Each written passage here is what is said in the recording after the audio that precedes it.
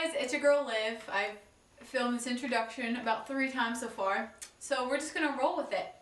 But anyways, I wanted to make a video today on how to be a better person and just in life in general, and so I just wanted to make a video on how we can be better versions of ourselves. But I just wanted to give a list of things that we can do to become better people and to enhance our relationships, because that's always really important.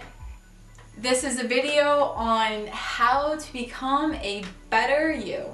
So vulnerability is so important as far as building relationships and allowing us to build bridges down so that we can connect with others on a deeper level.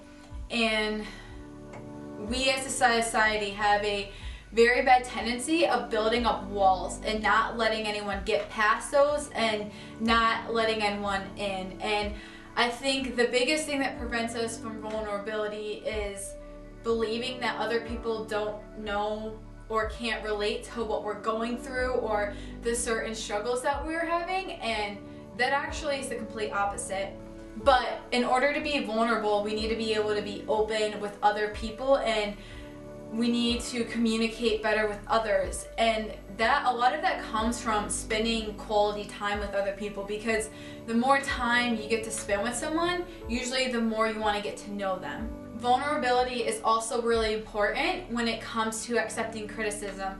And I don't mean criticism from people that are trying to bring you down and trying to hinder you, but criticism from others that are wanting to help you and to propel you forward. Criticism is important to building relationships, because if you have someone who's willing to confront you with something that maybe you did to upset them and they don't mean any harm from it, but they just want to let you know, then that is really big for a relationship. Because when we go to others and are able to handle conflict, healthy conflict, that's only going to build a relationship with other people, because you know that that person trusts you enough and is comfortable enough with coming to you. So if someone does something to upset you and you don't confront them about what they did,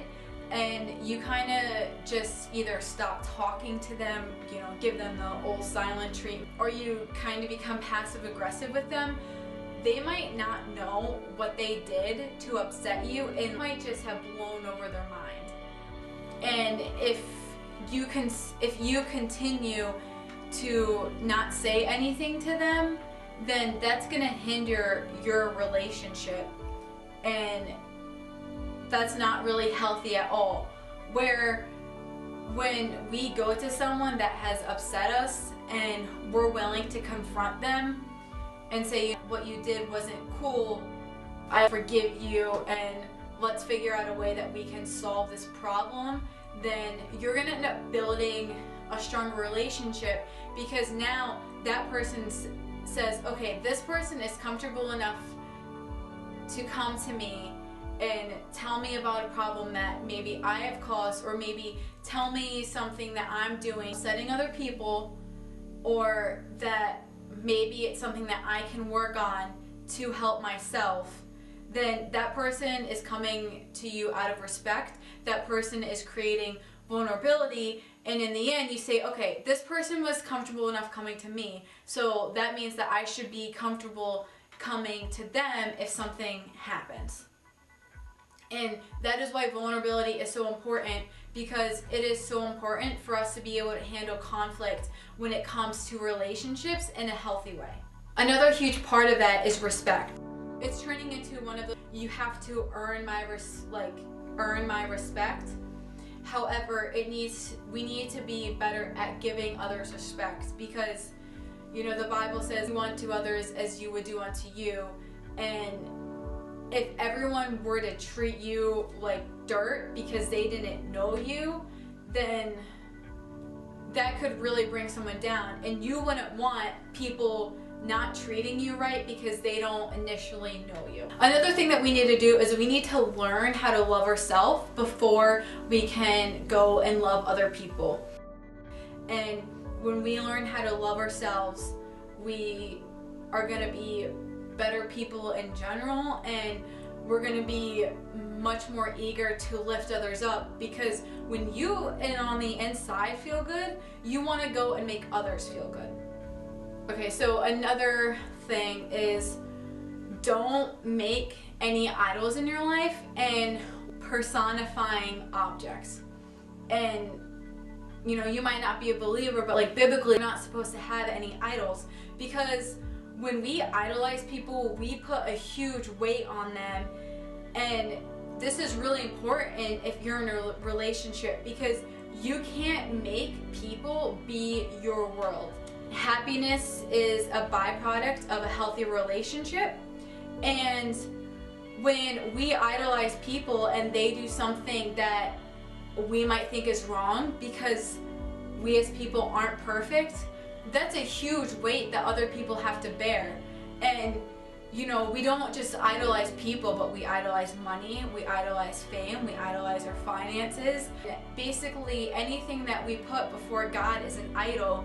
And when something doesn't go our way, when we're idolizing something or someone, then that just ends up crushing us and bringing us down.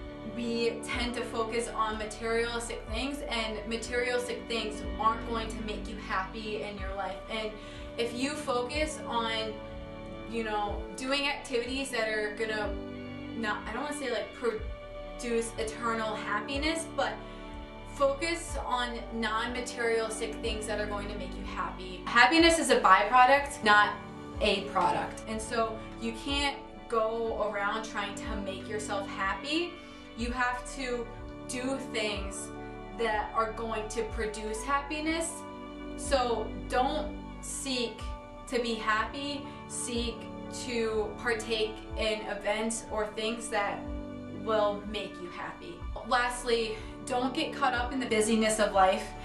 I'm in college. What I've seen is that even in college, we have the notion that we always have to be busy, can't take time for ourselves. And that's what I want to encourage everyone to do, is to take time for yourself, but take time to be there for others and to build relationships, because it's not going to matter what grade you got on a test your freshman year of college. You're probably going to forget about that.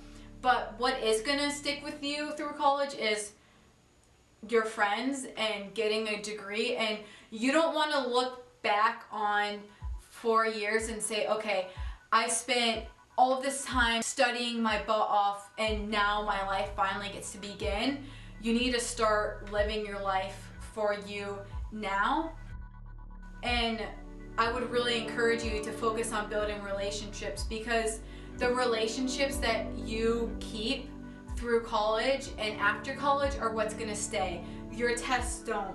Relationships are always changing in our life, and I think it's important to build the relationships that you have in front of you in college and not completely focus on your tests. If your friend has just gone through something major and you have the test on Friday and it's Wednesday, go and be with that person.